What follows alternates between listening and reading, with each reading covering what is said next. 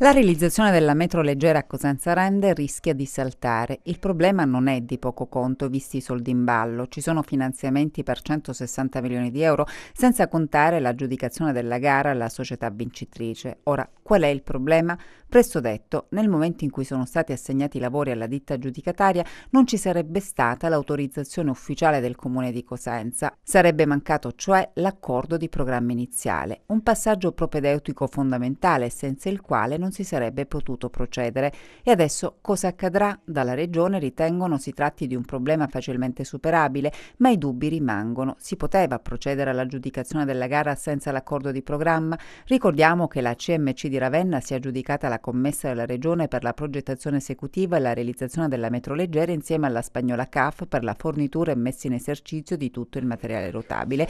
Solo nel 2017 c'è stata la firma dell'accordo di programma alla Regione con i sindaci di Cosenza e di Rende, mentre l'aggiudicazione è stata fatta un anno prima, cioè nel 2016. Si poteva fare? Un vizio procedurale che potrebbe inficiare tutto ciò che finora è stato fatto. È pur vero che dopo la prima fase ci sono stati altri incontri, altri passaggi. Il sindaco di Cosenza ha chiesto e ottenuto modifiche al progetto originario, ma possibile che nessuno si sia accorto che quando sono stati aggiudicati i lavori mancasse una tessera così importante per completare il mosaico? Dalla Regione si dicono tranquilli, ma ci sono due scuole di pensiero. La prima sostiene che l'atto successivo sottoscritto dai due comuni sanerebbe il disguido, chiamiamolo così.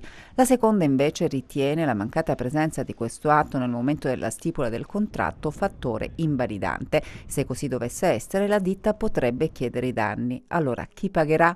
Ma c'è un altro elemento inquietante che si inserisce nella lunga, difficile e complessa storia della metro, e cioè che ad oggi non sarebbe stato ancora presentato ufficialmente il progetto esecutivo. Anche da qui dubbi e perplessità. Una vicenda complicata, dunque, che ogni giorno riserva nuovi eclatanti colpi di scena.